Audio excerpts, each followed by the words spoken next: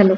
In this video, I will be explaining about my implementation inspired from the article A System for Real-Time Watercolor Rendering. The original implementation renders scenes by compositing three different layers, including diffuse layer, shadow layer, and texture layer, which is followed by an image post-plane processing step where edge darkening is performed. To demonstrate the model, I have rendered a cup with two textures, a plain pink texture and a colorful texture. This is used to show the exact difference that is included in each step. Firstly, the diffuse layer is calculated in this step.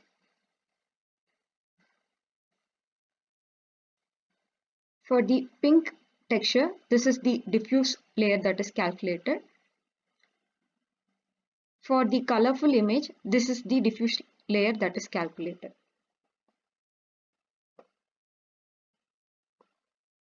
The diffuse layer is calculated using the diffuse lighting concept based on the location of the light. Next is the shadow layer.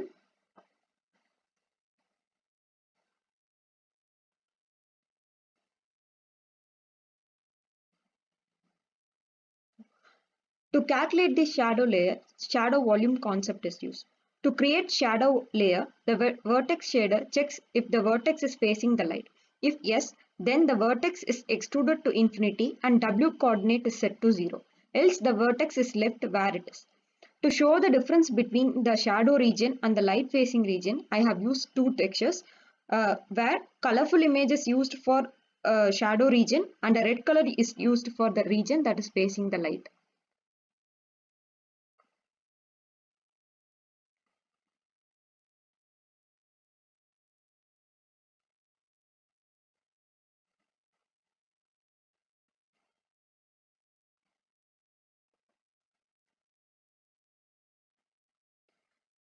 Is the texture layer. Watercolor paintings will not be perfect and will have brushstrokes. To include this in the image, noise is applied on the texture to get the effect. I have tried three different noise methods: Perlin noise, line integral convolution noise, and wavy noise. First, I will apply the Perlin noise.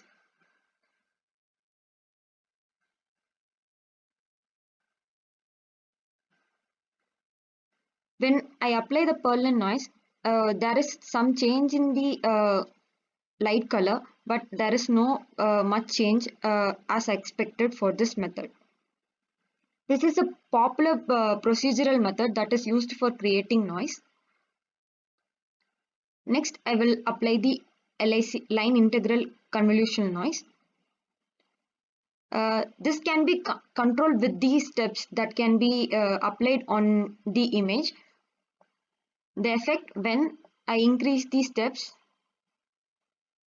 the output is more like it's creating brush like strokes, but the actual content of the image is being destroyed too much. Next is the weevil noise, which is used in the original paper. This can be controlled with the time value.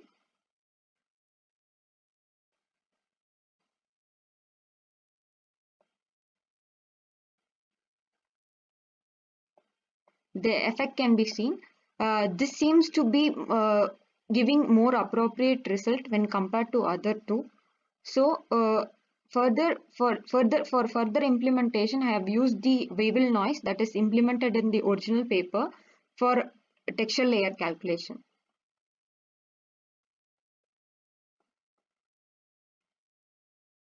The next step is to add all these three and form the composite layer. To form the composite layer, I have taken the diffuse component as R value, shadow component as G value, and texture component as B value.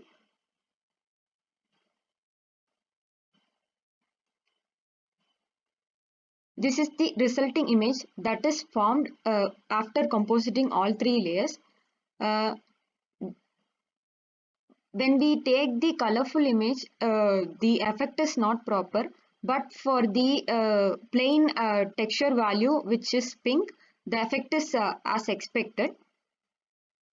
The one thing that is missing in this is the layer thickness that is included in the actual paper, where each layer will be upon the layer that is present before, diffuse layer, and then shadow layer, and then texture layer. Here the layers are not seen.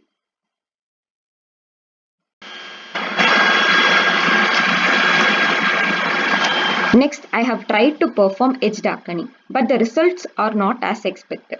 For edge darkening, 25 nearby values present in different locations are taken and their depth average is calculated. If the present texture depth is less than the average depth, the diffuse layer is thickened. If not, the diffuse layer is thin. But the output is not clear and it is not as expected.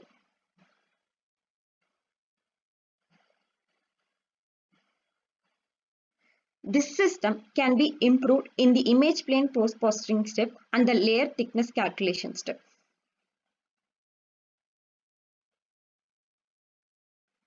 Thank you for giving this opportunity.